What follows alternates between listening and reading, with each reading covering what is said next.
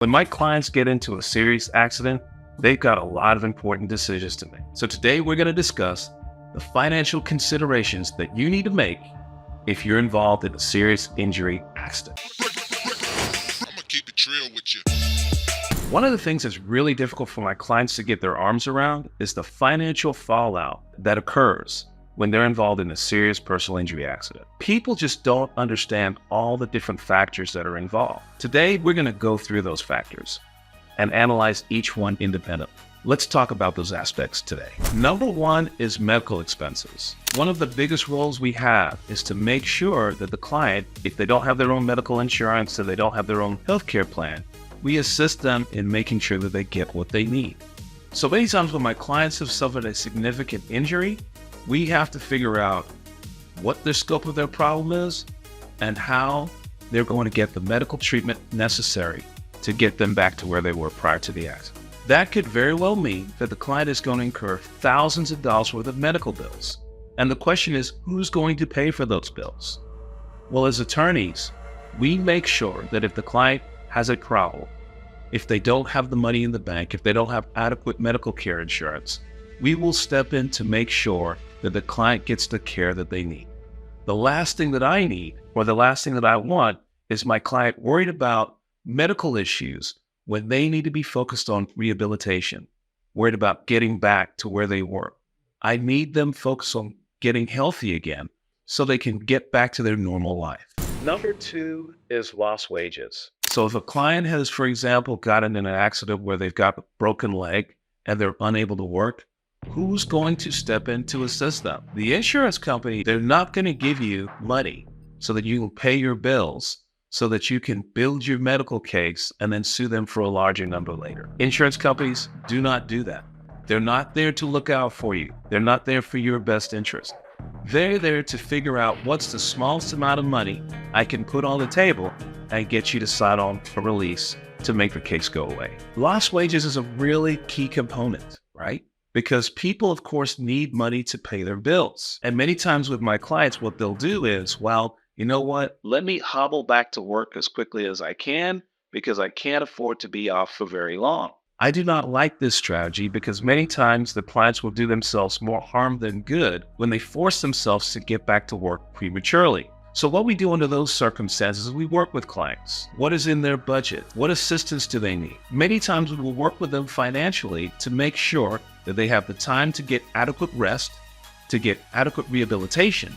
And then when that is done, we will make sure that we build up a case to include those lost wages. And what that means, typically speaking, is to get the doctor's notes to justify that a client needed some time off, and then quantify how much money was lost pursuant to the negligence of the other driver. And we're going to add that to the damage package to make sure that my client is not out any money when the case is ready to get resolved. Number three is long-term disability.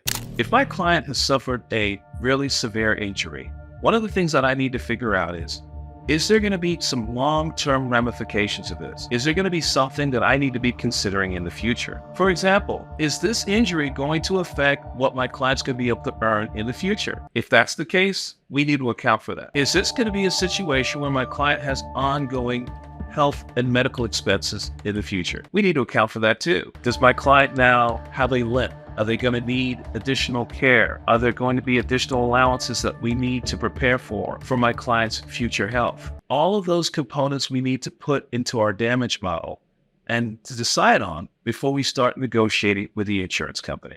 Number four is figuring out what is the best legal option for my client to get properly compensated. Many times when a client gets injured, they're thinking, I'm gonna sue you for everything you got. well, if you sue somebody who has no money, what do you think you're going to get from it? So one of the first things that I talk to a client about is who is going to be able to pay us for these damages, right?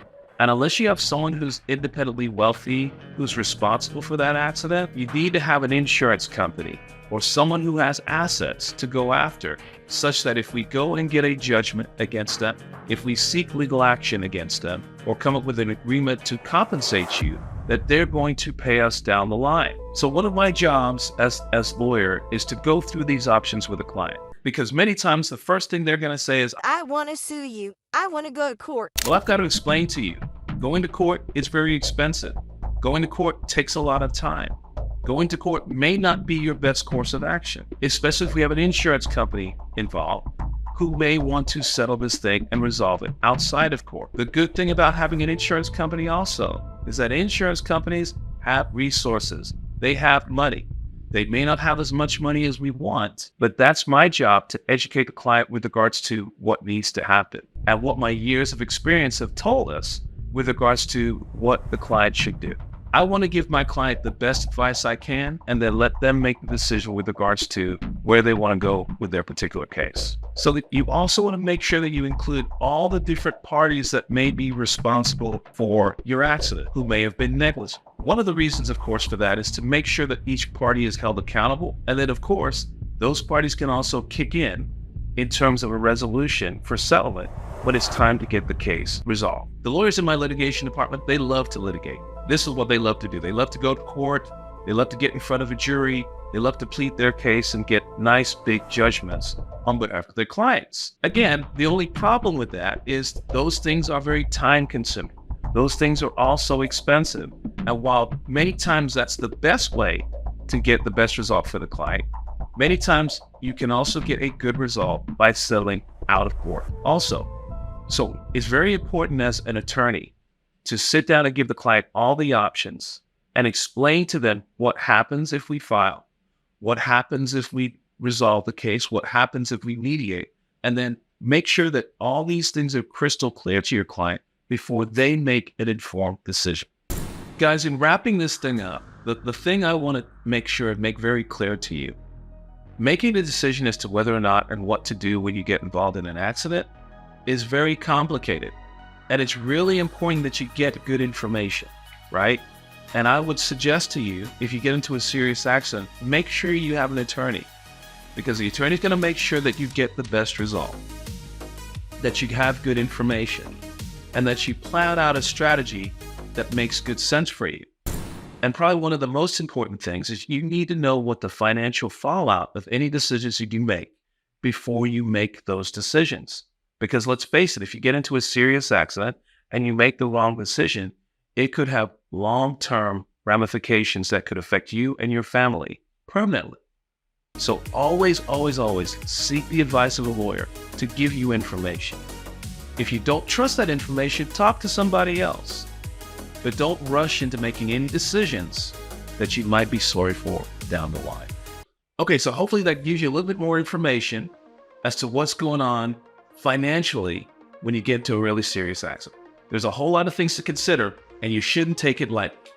Hopefully that was helpful to you. If so, like, comment, subscribe, let us know. I'm attorney Darren Miller, and guess what? This is DLAW.